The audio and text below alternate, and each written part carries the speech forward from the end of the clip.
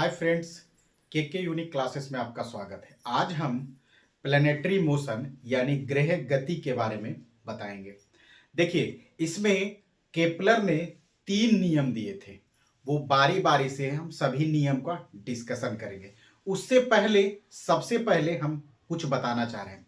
देखिए, क्या कह रहा है कि कोई भी ग्रह है यानी प्लैनेट है, वो अपने इलिप्टिकल पाथ पर मूव करता है यानी रिवॉल्व करता है। मूव नहीं, रिवॉल्व करता है। जैसे यानी ये इलिप्टिकल पाथ है, इसमें इलिप्स है, यानी इसमें दो तरह के एक्सिस की बात किया जाता है। क्या किया जाता है?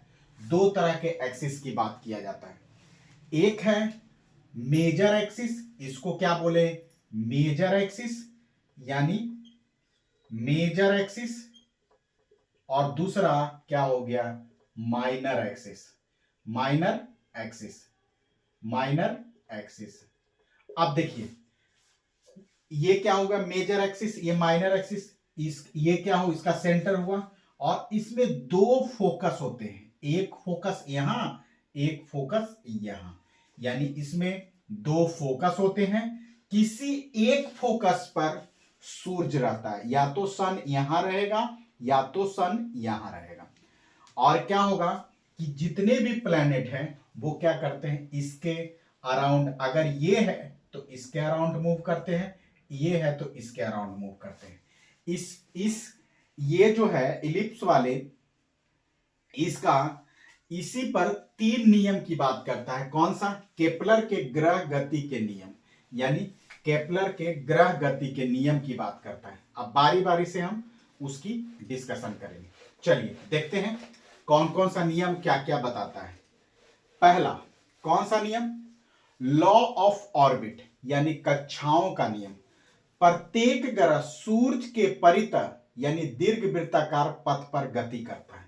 यानी कह रहा है कि एक क्या है? इलिप्स है, ये है, इस पर क्या हुआ? एक माइनर एक्सिस, एक मेजर एक्सिस। अगर सन यहां है तो जो सन अगर यहां है, इस फोकस पर है, तो इसका दीर्घीय वृत्ताकार यानी दीर्घ वृत्ताकार पथ कौन सा होगा? ये इसका ये होगा, यानी ये होगा। क्या होगा? यानी ये होगा। सिंपल। अब कह रहा है कि दूसरा नियम देखिए, अगर ये भी है तो ये भी उसी पथ पर, यानी सभी का अपना अपना होगा। यानी अगर हम कहें यर्थ की बात करें तो यर्थ यहां मूव करेगा। अगर हम कहें कि और कोई प्लेनेट की बात करें, तो अगर उस प्लेनेट की बात करें यानी मार्स की बात करें तो मार्स यहां से होगा, अर्थ यहां से होगा, इस टाइप का। अब चलिए दूसरा नियम क्या कहता है। इसका पहला नियम की बात फिर समझ में आ गया। अगर हम कहें दूसरा नियम, दूसरा नियम कहता है लॉ ऑफ इक्वल एरिया यानी क्षेत्रीय का नियम। क्या है ये? कह रहा है कि अगर कोई भी प्लैनेट है वो इस पाथ पर मूव करता है, इसमें दो तरह की बात होती है। अब देखिए सिंपल क्या कह रहा है? ग्रहों को सूर्य से मिलाने वाली काल्पनिक रेखा समान समयांतराल में समान क्षेत्रफल तय करते हैं। अगर हम कहें कि इसकी बात करें, यहां सन है और यहां पृथ्वी है। क्या है? यहां पृथ्वी है। तो अगर हम कहें कि ये इसका यहां से लेके यहां तक इसको टी टाइम लगता है, तो इसका एरिया क्या होगा? ये एरिया। अगर हम कहें यहां कोई, यहां से यहां तक इसको टी टाइम लगा, तो यानी ये वाला एरिया और ये एरिया दोनों क्या होंगे? बराबर होंगे फिगर में। यानी ये एरिया और ये एरिया क्या होगा? बराबर होगा। यही नियम कहता है।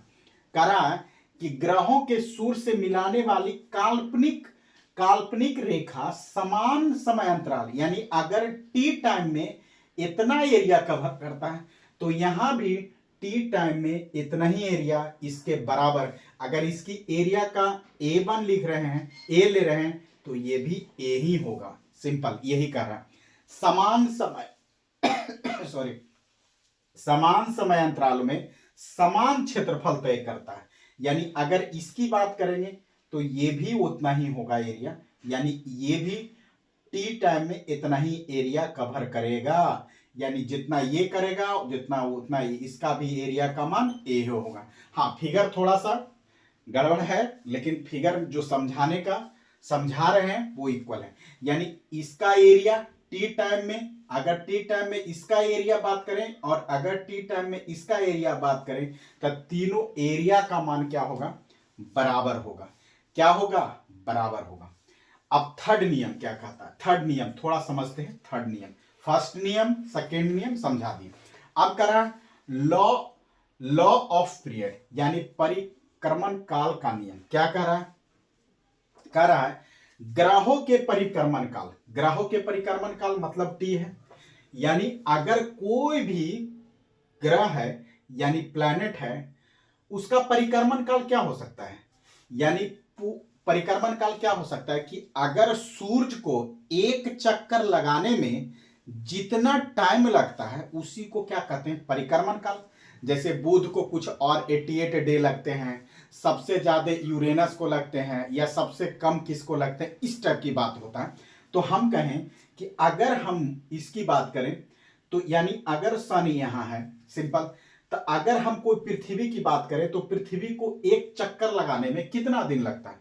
यानी 365 दिन लगता है, यानी 364 डेज, यानी 365 डेज 6 आवर लगता है, यानी पृथ्वी को सूरज की एक परिक्रमण करने में। अब कह रहा है इसी के उसको क्या कहेंगे? परिक्रमण काल का परिक्रमण काल। अब देखिए इसका क्या कह रहा है? परिक्रमण काल मतलब का नियम यही कह रहा है। अब इसको थोड़ा समझते हैं। ग्रहों के परिक्रमण काल यानी इसका टी की बात करें का वर्ग अर्ध दीर्घ अक्ष के तृतीय घात के अनुक्रमानुपाती होता है। मतलब क्या समझे? फिर थोड़ा ध्यान से समझे। देखिए अगर हम इसकी ये दो रेडियस होगा, एक होगा मेजर एक्सिस, एक होगा माइनर एक्सिस। अगर मेजर एक्सिस की बात करें तो उसका अगर रेडियस मान लेते हैं यहां से इसके बीच का डिस्टेंस 2a है, तो क्या होगा? a होगा और a होगा। तो ये इसको क्या करते हैं? अर्ध दीर्घ अक्ष। क्या इसको कहते हैं? आर्ध माने आधा, और दीर्घ माने बड़ा, यानी बड़ा एक्सिस, यानी बड़ा अक्ष। अक्ष माने एक्सिस, यानी सेमी मेजर एक्सिस। इसका हिंदी हो गया सेमी मेजर एक्सिस। इसको क्या बोलते हैं? अर्ध दीर्घ अक्ष। अर्ध दीर्घ अक्ष इसका हिंदी हुआ। ये क्या कहता है कि समय अंतराल के वर्ग का डायरेक्टली प्रोपोर्शनल यानी अनुक्रमानुपाती, यानी इसके अर्ध दीर्घ अक्ष के क्यूब के बराबर होता है, यानी तृतीय घात के बराबर होता है। सॉरी, ये होता है। ये क्या हुआ? ये थर्ड की बात होता है।